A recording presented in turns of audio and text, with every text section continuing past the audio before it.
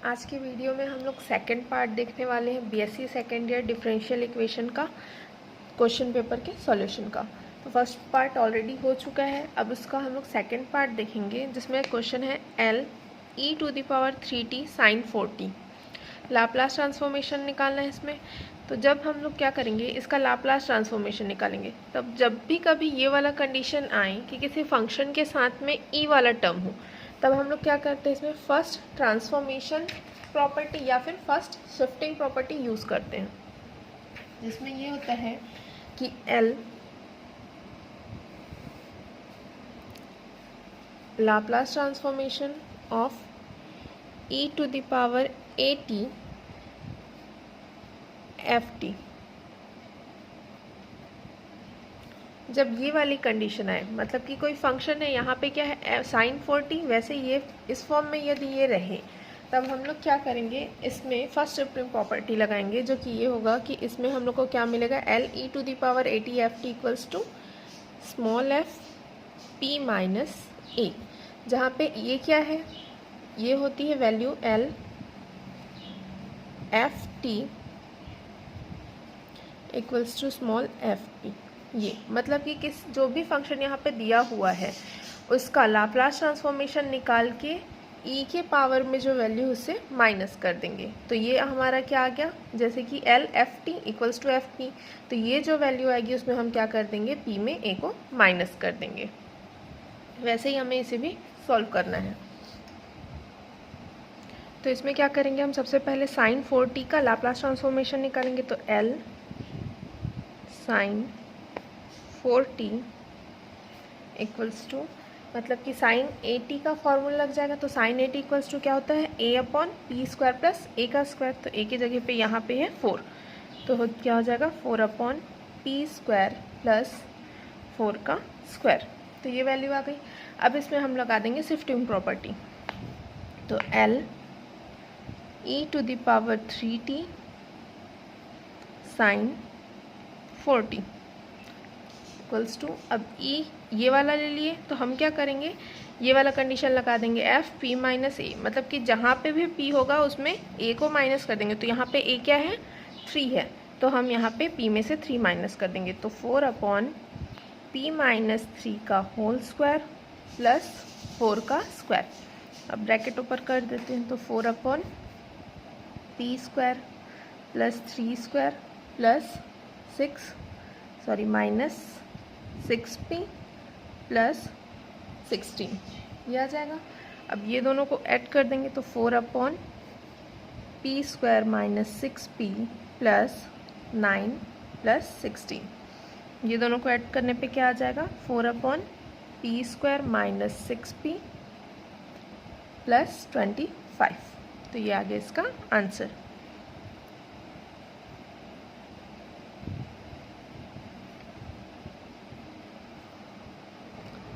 अब next question है हमारा L e⁻−t 3 sin 2t minus 5 cos 2t।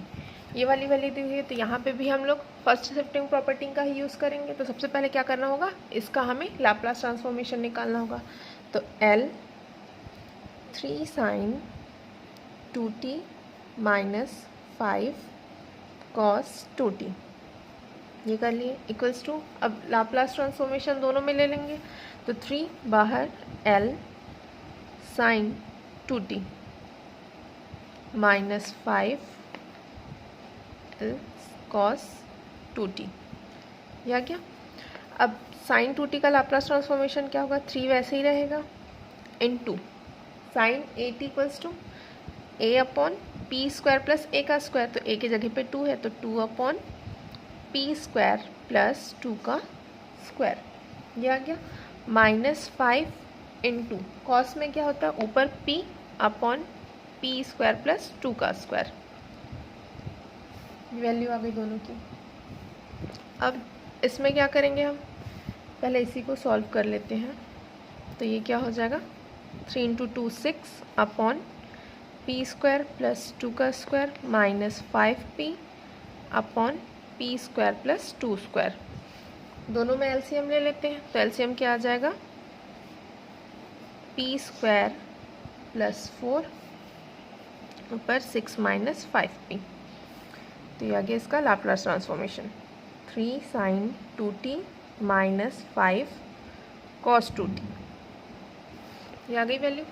अब ये पूरे की वैल्यू निकालेंगे, तो इसके लिए क्या कर लेते हैं, l e to the power minus T 3 sin 2t minus 5 cos 2t। अब फर्स्ट शिफ्टिंग प्रॉपर्टी में क्या होता है, जहाँ पे p है उसमें a को माइनस कर देते हैं। जब प्रॉपर्टी क्या रहती है, ये वाली, e to the power at ft equals to F P minus A. But यहाँ पे हमारे पास क्या है, e के पावर में जो वैल्यू है वो माइनस में है, तो ये क्या हो जाएगा, इसमें ऐड हो जाएगा, तो एफ पी प्लस ए, इसलिए हम ऐड कर देंगे 1 को, क्योंकि यहाँ पे वैल्यू क्या है, e की पावर माइनस टी, तो यहाँ पे मान लो इसका कोफिशिएंट है 1, तो माइनस 1 आ गया, इसलिए p में क्या कर देंगे, 1 ऐड कर देंगे, तो 6 minus 5 p plus 1 upon p plus 1 का स्क्वायर प्लस 4 आ गया। अब इसको सॉल्व कर लेते हैं, तो 6 minus 5p minus 5 upon, bracket भी ओपन कर देंगे, तो p square plus 1 plus 2p plus 4। तो ये दोनों क्या हो जाएगा, 6 माइनस 5 प्लस 1, तो minus 5p plus 1 upon p square plus 2p, और ये 1 प्लस 4 5 आ गया इसका Laplace transformation, e to the power minus T 3 sin 2t minus 5 cos 2t।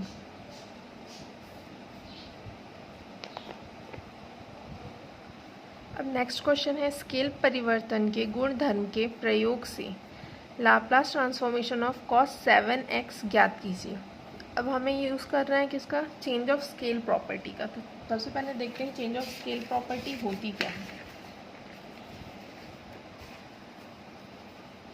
तो स्केल परिवर्तन का गुणधर्म, यदि L F T equals to F P, तब L F A T equals to 1 upon A F P upon A. मतलब कि जब भी हमें कंडीशन इस फॉर्म में दे क्वेश्चन, जैसे कि यहाँ पे हम लोग के साथ x के साथ में क्या है 7 है, तो ये या तो ये भी हो सकता था कि ये क्या हो 7t cos 7t, तो t के जगह पे मान लो ये है, तो एल एफ ए टी। तो इस फॉर्म में जब भी क्वेश्चन आए तब क्या करना है, चेंज ऑफ स्केल प्रॉपर्टी लगा सकते हैं।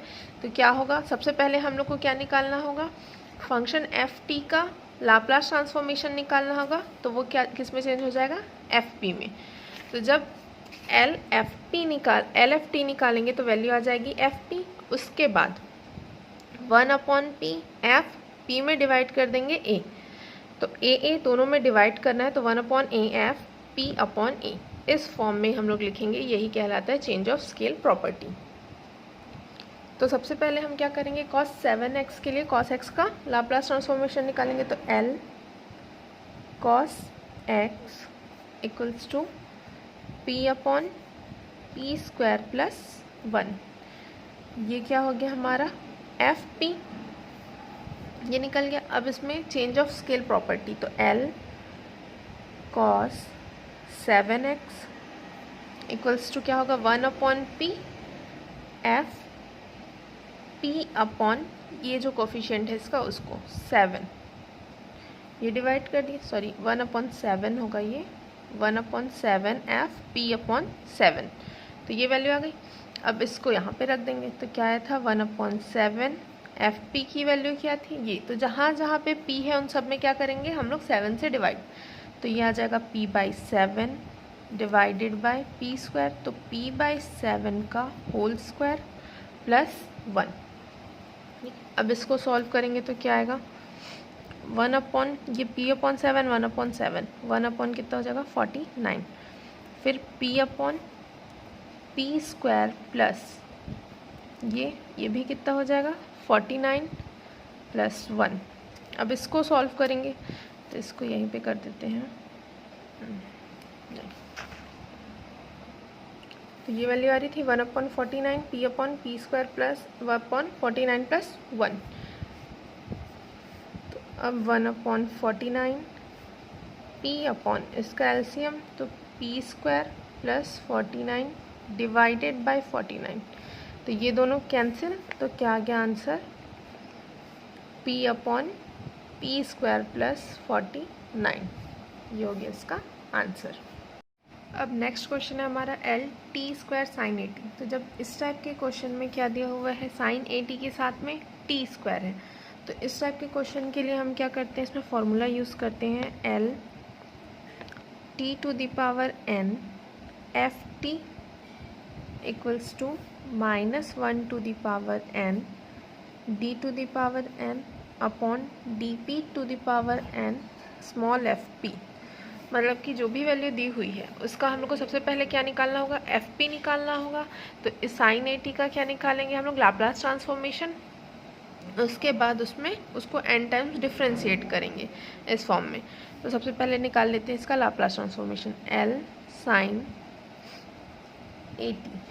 तो एल साइन 80 इक्वल्स टू क्या हो जाएगा, ए upon P square plus A का स्क्वायर।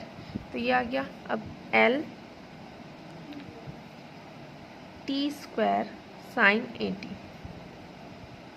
ये है। तो अब ये वाला फॉर्मूला यूज़ करेंगे। तो यहाँ क्या है, -1 टू दी पावर n, यहाँ पे t का स्क्वायर, तो -1 का square D square upon D P square F P.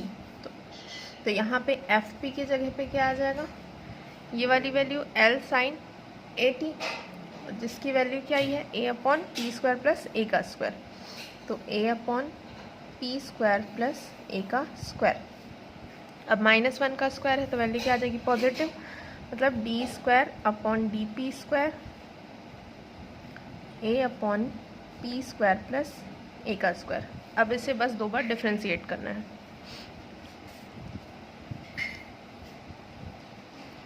ए क्या है, कांस्टेंट, नीचे वाली वैल्यू का होगा, तो ए सामने आ जाएगा डी अपॉन डी पी।